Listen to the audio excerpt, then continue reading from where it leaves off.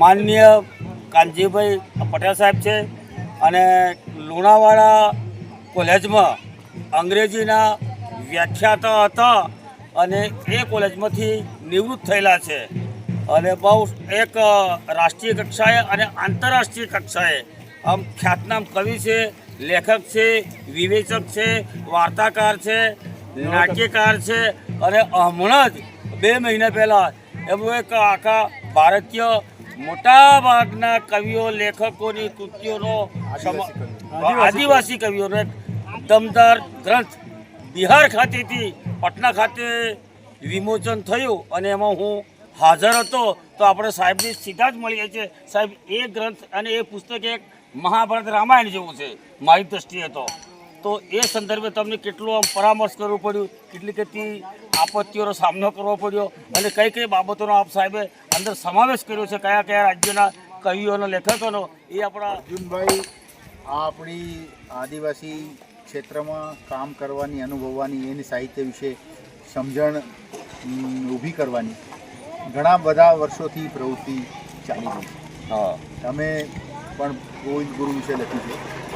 હવે આદિવાસીની જે કવિતા છે, એની જે વાર્તા છે, એનું જે સાહિત્ય અને કલા છે, એ બધું બહુ વિશિષ્ટ પ્રકારનું અને જીવનની સાથે મૂળ અનુસંધાન રચનારું સાહિત્ય છે. તો આના કારણે મને મારા પોતાના સાહિત્ય લેખનમાં એ જ વિચાર હેઠળ બહુ જ રસ પડ્યો છે ને હું મારું પોતાનું લેખન પણ એવું હતું. હવે એ જ વિચારને આગળ ધપાવતા જે લોકો વાતાવરણની સાથે, પોતાના પરિવેશ સાથે હળી મળીને રહે છે, પ્રકૃતિના નિયમોનો અનાદર કરતા નથી અને પ્રકૃતિને જે પૂજે છે, એવા લોકોની કવિતા એકત્ર કરવાનું કામ કોરોના સમય શરૂ થયો ત્યારે મેં કર્યું. હા, તો એક કરતાં ભારતની આમ તો 500 ભાષાઓ છે.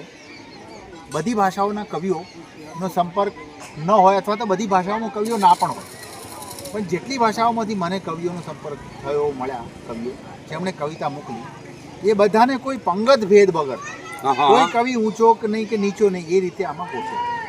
એમની રચનાઓ દરેકે 2-3 રચનાઓ મોકલી. કોઈએ પોતાના કામ ચલાવું ભાંગ્યા તૂટી હિન્દીમાં અનુવાદો મોકલ્યા, કોઈએ સારા અનુવાદો મોકલ્યા. આપણે જેને શુદ્ધ ભાષા કહેવાતી શુદ્ધ ભાષા કહીએ છીએ એ અર્થમાં એવા અનુવાદો પણ આપણને મળ્યા. કેટલાય મૂળ અંગ્રેજી કવિતાઓ મોકલી, કેટલાય મૂળ હિન્દી મોકલી અને કેટલાય આદિવાસી મિત્રોએ ખૂણે ખાંચરેથી, દેશના ખૂણે ખૂણેથી, ઉત્તર પૂર્વથી લઈ છે કાશ્મીર, નીચે જાય તો ગુજરાત, આ બાજુ જાઓ તો ઝારખંડ, એનાથી નીચે જાઓ તો કર્ણાટક, તમિલનાડુ અને કેરળ, આ બધા પ્રાંતોમાંથી આપણે આ ભાષાઓના કવિઓનો સંપર્ક કર્યો. જે સંપર્ક કરતા, કવિતાઓ મેળવતા, એ કામ પૂરું કરતા 4 વર્ષ જેટલો સમય. ઓહો, 4 વર્ષ! કારણ કે અને આખું પુસ્તક પ્રકાશિત થયું 4.5-5 વર્ષે પ્રકાશિત. 5 વર્ષે લગભગ. તો આમાં 400 કવિઓ આવ્યા, 140 જેટલી ભાષાઓ આવી, જે આદિવાસી ભાષાઓ છે. 140? 500માંથી 140 ભાષાઓ લઈ શકાય. બીજી 50-100 ભાષાઓ રહી ગઈ હશે, પણ બધું ભેગું કરું તો પુસ્તક એટલું બધું માપ વગરનું થઈ જાય. 5 કિલોનું પુસ્તક થાય. 5 કિલો મર્યાદિત કરવા માટે આપણા કવિઓને 140 જે કવિઓ આવ્યા, 140 ભાષાઓના કવિઓ જે આવ્યા અને જે 400 કવિ આવ્યા, એને એમના ભાષાઓના નામ હેઠળ એકત્ર કર્યા. કારણ કે આદિવાસીને માટે પ્રકૃતિ સાથે સીધો સંબંધ છે. આ સમસ્ત સૃષ્ટિ છે એ મનુષ્યના આનંદ માટે છે ખરી, પણ બીજા જીવો પણ છે સાથે.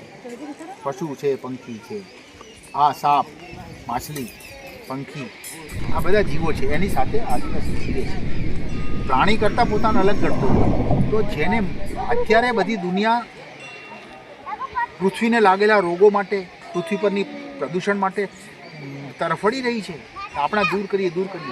પણ માણસને એવો વાવડને ભૂત વળગેલું છે કે જેને લીધે માણસ પૃથ્વીની રક્ષા કરવાનું, એનું સંમાર્જન કરવાનું, રક્ષણ કરવાનું કરતો નથી. અહીંયા તો આદિવાસીને જીવન અને સાહિત્યનો એવો અદ્ભુત અનુબંધ છે કે એમની મૌખિક પરંપરામાં હજારો વર્ષોથી જીવતો આવે છે. તો આજે આદિવાસી જે નવા જમાનાના અનુરૂપ કશું નવી કવિતા લખી રહ્યો છે, કેવી લખે છે, એ જોવા જાણવાનું મને કુતૂહલ હતું. અને છેલ્લા 30-40 વર્ષમાં જે લખાયેલી કવિતા છે એ આમાં છે. આની અંદર આદિવાસી પ્રકૃતિની સાથેનું જે એકત્વ અનુભવ કરે છે એ છે, એના પોતાના સવાલો છે, આસપાસનો પરિવેશ છે એને જે એની સામે જે પ્રશ્નો રજૂ કર્યા છે એનાથી એનું જે દમન શોષણ દુઃખ છે એ રજૂ કર્યું છે. પણ એક ઉલ્લાસમય કવિએ, આદિવાસી કવિએ આજની દુનિયાને પોતાનો સાદ પાડ્યો છે. સાદ પાડ્યો છે, હા. રૂક જાઓ, આ રૂક ધરતીને જાઓ, હા. જીવતી રહેવા દો, જીવતી રહેવા દો, હરિયાળી હા. રહેવા દો. હા. એ બધું આમાંથી નીકળે છે. અને હરેક કવિ આપણને, લગભગ હરેક કવિ આપણને એમ કહે છે કે આદિવાસી ને ભૂલી જાઓ, આદિવાસીને ભૂલી પણ જાઓ, હા. પ્રકૃતિને યાદ રાખો. પ્રકૃતિને યાદ રાખો, હા. આદિવાસી તો પ્રકૃતિને રક્ષા કરનારો એક નામ છે. નામ છે, હા. પણ બીજા બધા માણસો એક જમાનામાં ક્યારે એમના પૂર્વજો હજારો વર્ષ જૂના તો આદિવાસી જ હતા. આદિવાસી જે હતા. બધા અત્યારે કોઈ જગ્યાએ ગોઠવાઈ ગયા, હા. ઘરોમાં ગોઠવાઈ ગયા, યંત્રમાં ગોઠવાઈ ગયા, ટેકનોલોજીમાં ફસાઈ ગયા, એટલે શું પોતાના મૂળ તત્વને અને મૂળ આપણી સર્જકતાને ભૂલી જવાની? આ માણસ જાતને આદિવાસીના સાહિત્ય પાસેથી જે શીખવાનું છે એ શીખવા માટે મેં મારા શીખવાનું અહીંથી શરૂ કર્યું.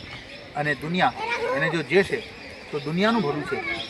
અને માણસે અત્યારે દુનિયા પર જે જે જે કેર વર્તાવ્યો છે એ કેર માણસે વર્તાવવાનું બંધ કર્યા સિવાય છૂટતું નથી. આદિવાસી પાસે, આદિવાસીની જીવન પદ્ધતિ પાસે, એની કલા પાસે શીખવું જોઈશે. કારણ કે એ મૌખિકતામાં રહેનારો આદિવાસી હતો, એ હવે લખવા તરફ આવ્યો. લખવા તરફ આવ્યો છે, હા. દુનિયા આજે એક સવાલ કરે છે કે ભાઈ આ તો મોઢે મોઢે બોલવાવાળા ને ગાવાવાળા, અરે એમને શું વળી લખવાનું?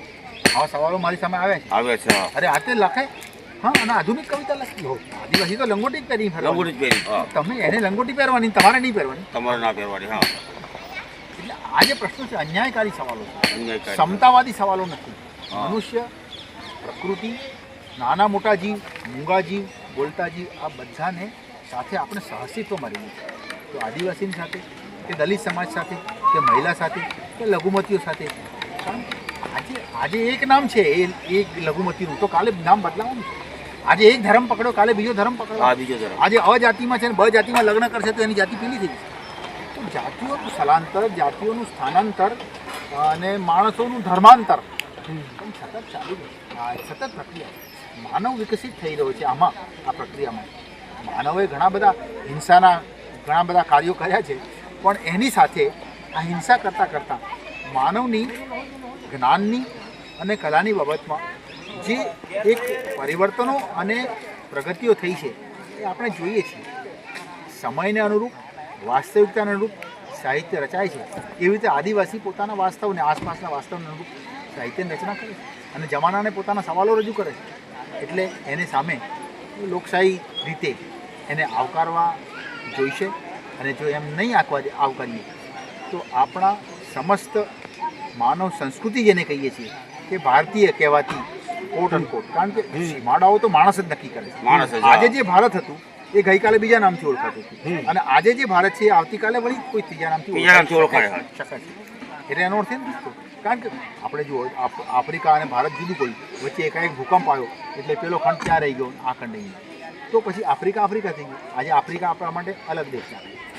તો ભારતમાં આવા દુનિયાભરના જાતિગત મૂલ્ય ધરાવતા આદિવાસીઓ છે અને એમની વસ્તી 12-15 કરોડ જેટલી છે. તો આટલી વિવિધતા દુનિયામાં કોઈ જગ્યાએ આપણે જોઈ શકતા નથી. ભાષાની વિવિધતા, સાહિત્યની વિવિધતા, જાતિગત વિવિધતા, પરંપરાઓની, રિવાજોની વિશેષતા અને જ્ઞાન પ્રણાલીઓ જે છે, નોલેજ સિસ્ટમ, એની જે વિવિધતા છે એ અદ્ભુત છે. તો જો આપણે જ્ઞાનનું મહત્ત્વ આપતા હોઈએ, જ્ઞાનને સન્માનિત કરતા હોઈએ, તો જ્યાં જ્યાં જ્ઞાન છે ત્યાં આપણે જવું જોઈશે અને એ જ્ઞાનનું વહન કરનારી પ્રજાના સુખ અને દુઃખની ભાવના. બરાબર. એકલી ભાષાઓ, એકલું સાહિત્ય આકાશમાં પેદા નથી થતા. એનો આધાર મનુષ્ય છે અને બોલતા જીવો છે. એ મનુષ્યના જે કોઈ પરંપરાના હક્કો છે એ હક્કો અળપાય નહીં, એને નુકસાન ન પડે એ રીતે આપણી શાસન પ્રણાલી, આપણી સમાજ પ્રણાલી અને જે આપણી વિચાર પ્રણાલીઓને પણ આપણે ગોઠવવી જોઈશે.